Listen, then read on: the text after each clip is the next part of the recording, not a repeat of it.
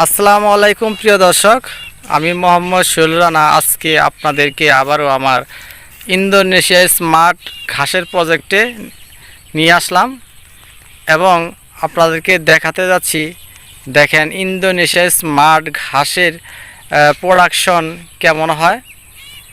যদিও আপনারা দেখতে পাচ্ছেন এই ঘাসগুলো আপনার ভিতরে বিন্দু পরিমাণ মাত্র ফাঁকা নেই।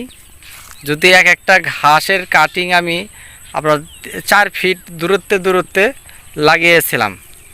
তো এখানে আমি আরেকটা কাজ করছিলাম যে একটা কাটিংয়ের জায়গায় আমি 3টা করে কাটিং দিয়েছিলাম, যে কারণে ঘাসের উৎপাদনটা অতি দ্রুত বেশি হয়ে গেছে। তো আপনারা যারা ঘাসের বাগান করবেন বা চাষ করবেন, তারা অবশ্যই কাটিংয়ের দিকে কৃপণতা না করে এক একটা জায়গায় যেখানে একটা কাটিং দেওয়ার কথা ওখানে 2টা 3টা করে কাটিং দিবেন, 2টার নিচে দিবেন না।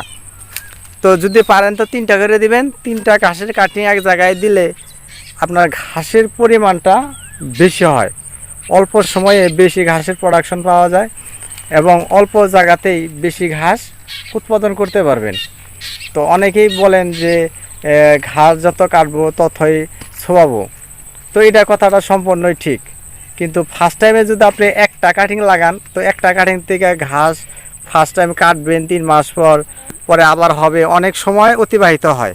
তো অনেকের জমির লিস্ট নেওয়া থাকে, সে জমিনেরও মেয়াদ প্রায় শেষের দিকে শেষ হয়ে যায়। তো যারা জমিনে ঘাস লাগাবেন তারা অবশ্যই যে কোনো ঘাসই লাগান না কেন একটা কাটিংয়ের জায়গায় কমসে কম 3টা করে কাটিং দিয়ে আপনারা রোপণ করবেন। যেরকম এটা আমি রোপণ করছি, প্রতিটা ঝাড়ে আমি 3টা করে কাটিং দিয়েছিলাম। আমি 4 ফিট দূরত্বে একটা ঘাসের চারা আমি বসাইছিলাম এক জায়গায় 3টা কাটিং দিয়ে। এই যে আপনারা দেখেন কোন একটা জায়গায় আপনার বিন্দু পরিমাণ মাত্র ফাঁকা নাই, যে সে জায়গায় ঘাসের সবাই পরিপূর্ণ না হয়ে গেছে। তো আমরা যারা খামার করছি বা করব মনে মনে ভাবছি, তারা অবশ্যই খামার করতে গেলে ঘাসের বিকল্প নাই, ঘাস আমাদেরকে চাষ করতেই হবে। যদি আমরা ঘাস চাষ করি তাহলে অবশ্যই ভালো এবং উন্নত মানের ক্যালসিয়ামযুক্ত ঘাস চাষ করব। যে ঘাসে ক্যালসিয়াম পরিমাণ বেশি তারপর আপনার ঘাসের গুণগত মান ভালো, তার ঘাসের ভিতরে আপনার ফুল আসে না, অল্প সময়ে ঘাস আসে, এরকম জাতের ঘাস আমরা চাষ করব।